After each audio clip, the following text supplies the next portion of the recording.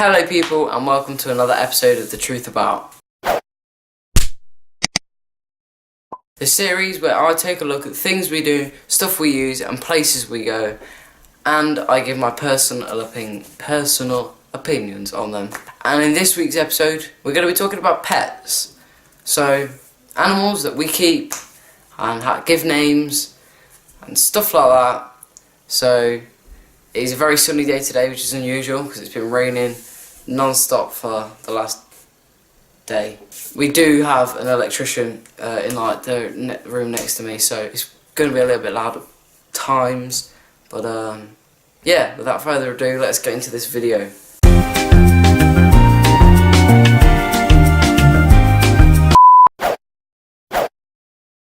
Okay people, so I figured in this video we're going to be talking about unusual pets and pets that you don't really think of and see that much. And for my first point, we have a pretty unusual pet, tigers. Now this could also branch off into things like lions and that, but that's pretty mad. But apparently it is quite safe, because if you make a good bond with it, it's just like a usual cat. However, I just kind of think that if it got a bit angry, then it probably could like hurt you. Not a good idea. Okay, so for point number 2, we've got the Fennec Fox. Now you might associate foxes with like nature and the wildlife and wild animals. However, this animal is meant to be about the same size as a chihuahua, so it's pretty small. It poses no threat to humans. It's not dangerous at all, and it's quite cute.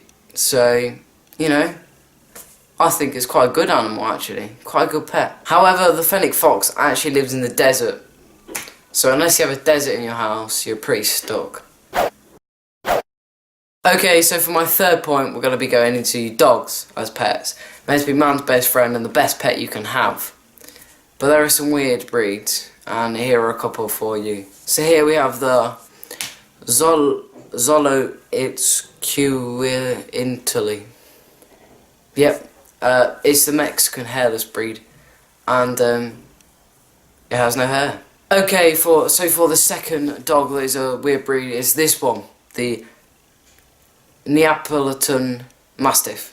So it's basically just a massive dog, one of the biggest breeds there are, and it's just massive. But the funny thing about it is, they say, is that it is so big, yet it acts still like a puppy. And we've got time for one more in this point, in point number 3, and we're going to be looking at the Chinese crested dog. But this dog actually isn't meant to be like this. It has been like had its hair shaved off here. For the ugly dog contest. Okay people, so for my fourth point we're going to be talking about birds as pets, and in particular parrots. Now I think parrots are brilliant because they can like copy what you say, and they're like really colourful and that. They're probably the most interesting pet to have because, I mean, dogs and that you can take on walks, you can have more of a bond with, whereas parrots are just funny to have. Yeah, funny. They also like tweet, don't they? Like when I say tweet, I mean like sing. Like really? I don't know what you say, but they like do that, and sounds good. So good pet to have. So for my fifth and final point, we're going to be talking about animals that you don't keep as kind of pets. They're kind of animals that you keep. And me personally, because it's the truth about, I can actually relate to this quite a lot, as in my back garden we have chickens. So we used to have 3 chickens, and then they bred. And then we had 11 chicks. And they grew up, and now they're chickens, and they've got loads of chickens, and the back of my garden is just like a kind of farmyard now. But other people in farms or gardens might have goats or pigs or other interesting animals which don't like are not really your pets, but they give you something, which I think chickens are probably the most beneficial pet or animal that you can have, because they give you eggs, and that's great because I eat eggs quite a lot, not gonna lie. You can have them all way, fried eggs, boiled eggs, scrambled eggs, boiled eggs, already said that. So yeah, eggs are quite good, and stuff like goats give you milk, and pigs don't give you anything unless you kill them. So that's it for today, guys, and that's it for episode 9. Wow, episode 9.